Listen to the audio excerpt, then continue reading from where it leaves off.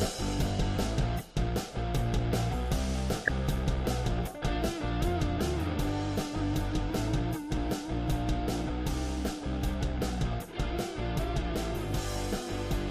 evening, friends and family. So, good evening, everyone. It is another episode of the Hillbilly Think Tank coming at you live from here in Tunnel Hills, Elizabethtown, Kentucky. How you guys doing? I'm going to talk tonight about a couple things. One of the big ones is about the opioid epidemic, and are we really heading off to take a little excursion down south for the reasons that we're being told? Like everybody to tell me what they really think about that. Are we being sold a bill of goods, or are we really going down to Venezuela for preventing, fentanyl from entering this country? Now, we'll back up a little bit. Back in the middle of, or the early part of the conflict to fight terrorism in Afghanistan, and then later, of course, it became Afghanistan, the war in Afghanistan and elsewhere. I got a lot of training in pain management on the battlefield. For years, we had simply given combat corpsmen or combat medics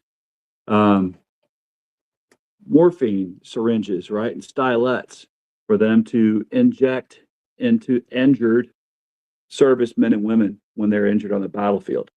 We all had training in that, became proficient at it, but in the heat of combat, or if you got blood all over your hands, you're nervous, it can become a bit tricky to load a stylet with, syringe to inject into someone. Matter of fact, when my little brother Kelly, who was a combat medic, lost his leg and hand in Afghanistan, no one was prepared for their medic to get blown up and have to receive some morphine. They didn't want to give it to him. He had to talk his platoon commander through the steps. The guy, according to Kelly, guy messed up one of the stylets, and he had to reload. Finally, got one into him, but he was in some serious pain. Like I told you guys, my youngest brother, Matthew, you might have heard him describe it here on the show. When he saw Kelly, because they were both in the same area of operation, the same unit. When he saw Kelly, right after Kelly got hit, one whole half of Kelly's body looked like it was charred brisket, according to Matthew. If you ever smoked a brisket, you know what I'm talking about. That would be a heinous look on a human. Hey, looks great on a side of brisket, but not when it's your brother you're looking at. So Kelly really needed that pain management for him to make it from where he was blown up and take that helo ride, the medevac, to the main battalion aid station where our brother Matthew just happened to go meet him at. Not just happened to, part of the story, someone, let Matthew know he needed to head down there. Well, right about the same period, right before that and then right after that, with my team with MARSOC, we were using and being issued fentanyl lollipops. So instead of carrying those syringes into the field, using fentanyl as a lollipop you could put sublingually in someone's mouth, for them to slowly suck on, or for it to slowly dissolve, in the field, was something that became standard issue, at least for special operations, combat corpsmen and medics. Well, I bring that up because, since that time, there's become this hysteria over fentanyl. Like, oh my God, if you could even near it and touch it, you're going to have cardiac arrest and go into shock. Uh, Bunch of load of bullshit from what I've seen. But for some reason, this is what, bill of goods we've been sold. Now, is fentanyl, does it turn out to be highly addictive? Uh, Hey, apparently so, because we've got a crisis, right? Um, but hey, I see you there, Isabel. Isabella, cool to see you there tonight. Fortnight, bro. Hi, good to see you there too. So yeah, back to my story. Battlefield. So instead of having to load those syringes and those stylettes to inject morphine, you know, we started being issued fentanyl lollipops in the spec ops community. So now, later, after my brother was going through treatment and recovery in Washington, D.C., he was being taken care of, at the Army hospital there. And when I go visit him, I was always amazed. He just refused any opioids that were pushed his way by the military medical staff. He just kept saying he did not want to get addicted to opioids. And so he would do anything he could not to use opioids, not to manage his pain with opioids.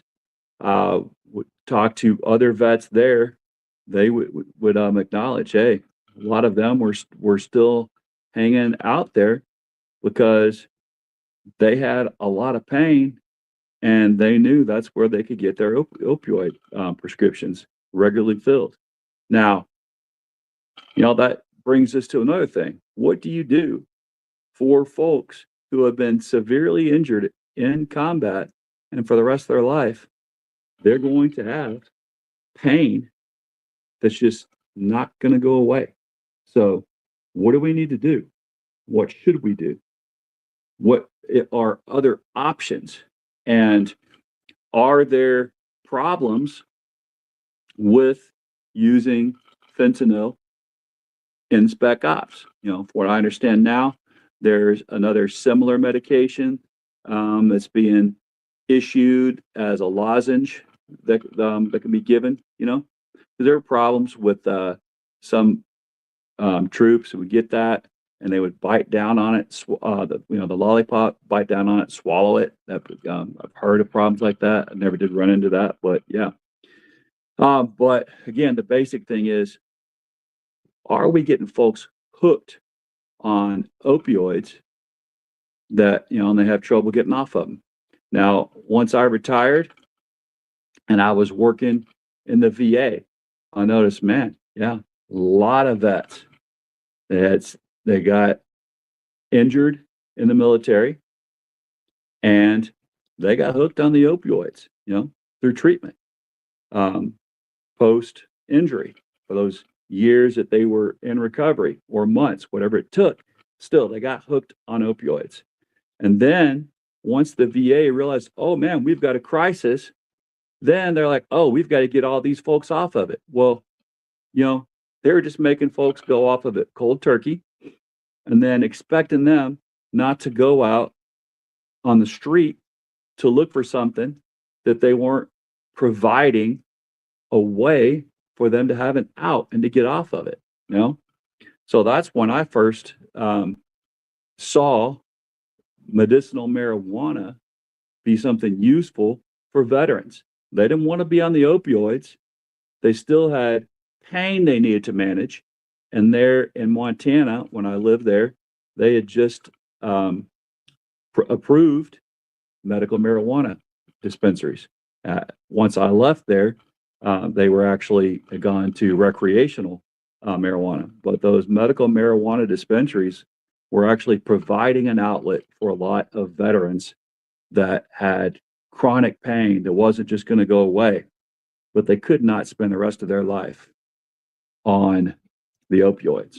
So Hopefully my volume is still good. If anyone is listening, I just heard, sounds like my speakers here are going down. So let's see if I messed that up. So if anyone can still hear me, hopefully I'm still getting the volume going. So what do? Right?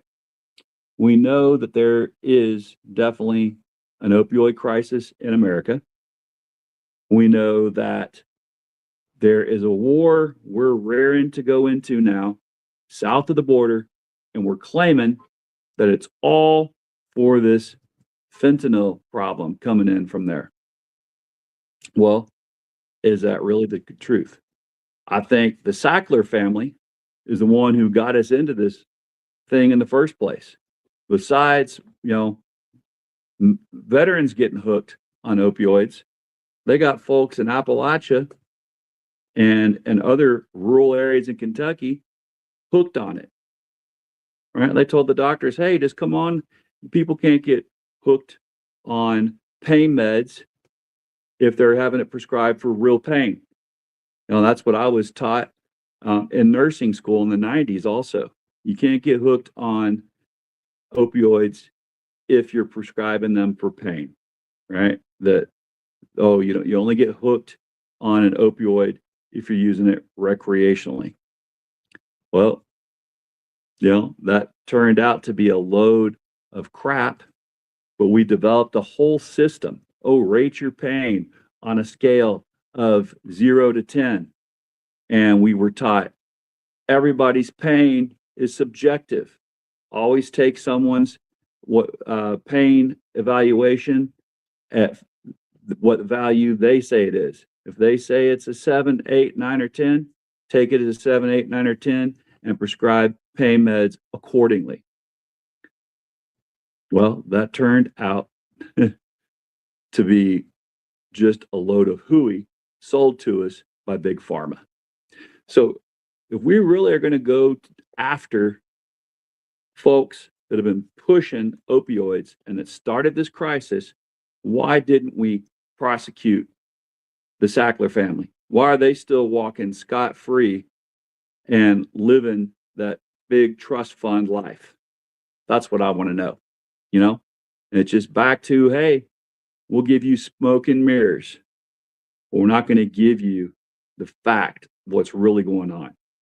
So 10% of our problem with illicit narcotics comes from Venezuela, at the most 10%. The rest of it's coming from another country that we're not going to go tearing into because they're part of NAFTA. So, yeah, let's see. Yeah, Renaissance Hillbilly here says most people who use are hooked on pain meds got that way because of back pain or toothaches. And exactly, that's how we got Appalachia and a lot of poor folks hooked on these pain meds. And what did Big Pharma know? Once they got them on those pain meds, who was going to pay for it? The government, right? Easiest way, get Medicaid to pay for it. You got elderly. They've now got aches and pains. Let's get Medicare to pay for it, right? And again, go back to veterans who came through some real trauma, real pain. Yeah, let's get them all these opioids, as fast as we can and as long as we can. Now, again, on the battlefield, yeah, you need some pain meds for you to get out of there and survive, right? The pain that is going to be traveling with you for half hour, whatever it takes for you to get from where you were initially injured in battle to the battalion aid station. But we've got to come up with something better.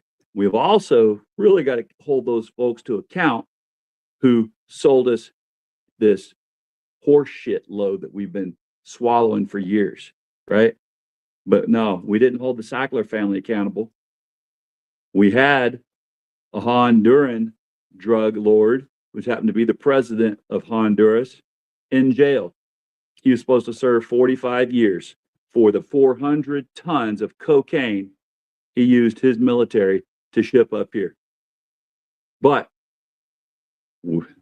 this current administration just let him off scot-free, gave him a get out of jail card for free, and sent him back to Honduras. And yet we're going to go now and attack a country that at the most is supplying 10% of the drugs. Those boats that we blew out of the water had 11 people on them. You don't have 11 people on little tiny drug speedboats.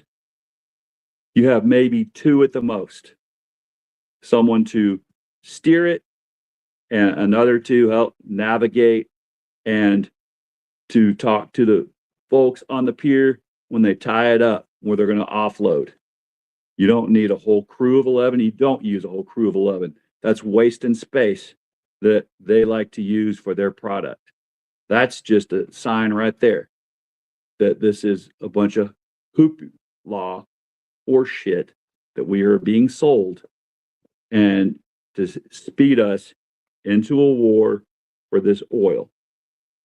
Now, y'all, I love to drive my wife's truck once in a while when I need to go pick something up because it's a 4-banger, you know, and that little Toyota when I need to go pick up some stuff at Lowe's. Yeah, we'll use her truck.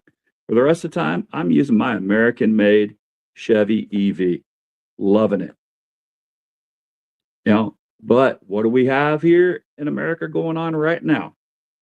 Our job-producing state, we have produced so many jobs in the sector of EVs. We've got 3 EV plants, production plants here in Kentucky, but we just sacked them.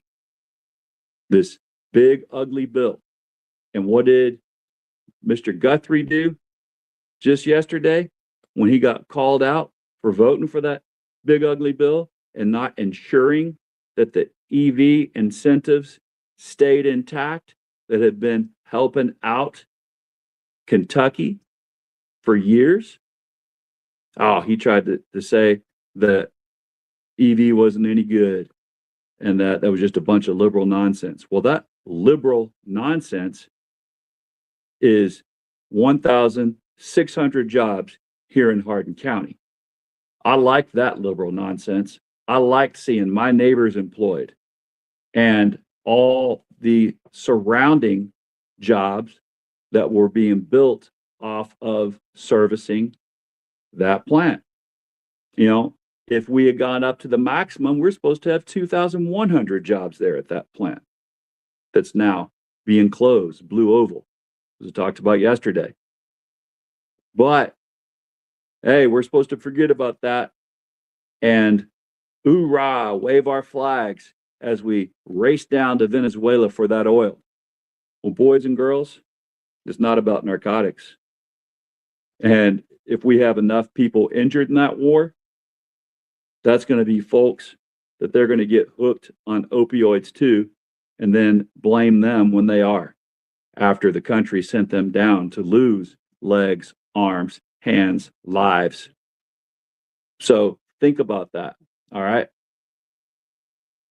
Think about that as you cheer for this excursion for oil in Venezuela, because that's all it is. You know, if we want to go after the real purveyors, the pushers of opioids, go after the Sackler family, go after Big Pharma, hold them responsible. We held the big tobacco responsible, you know, but here we go again. We adjusted course. We came up with an alternative in Kentucky for tobacco, which used to be king here. Now we've got a lot of people growing hemp. Hemp can be used for ropes, for clothing, and it can be used also to make some beverages for adults. Those beverages, by the way, don't destroy your liver like my other favorite Kentucky beverage, brown liquor. But The hemp-based beverages do provide a smidge of pain relief, unlike what you get from alcohol, and way better than people get from opioids. So remember that, all right? Because it's also not the Democrats that just killed the hemp business in Kentucky. It's our current senator that we have got to get rid of. Well, we know he is heading out, but we can't put in a replacement that will be just like him to keep up his legacy of selling Kentucky hemp farmers down the road, of not helping out our EV production in this state. We've got 3 job producing factories here in Kentucky that were centered on EVs. Hardin County was the largest one. Guthrie and Moscow Mitch have done nothing to help those. Matter of fact, they pushed back against them all the way. But they want to now blame liberals, Democrats for these job losses? No, I'm not buying it. Neither should you. All right, y'all. Love your neighbor as yourself. I see Eljo Cool there. Welcome. Thanks for tuning in. And, we are our brother's keeper. We are our sister's keeper. So as we love our neighbors as ourselves, let's remember this is the season for introspection, being jolly, but also taking care of one another. So God bless your corazon. Have a great holiday season. Merry Christmas. Let's keep on moving forward. The future is now.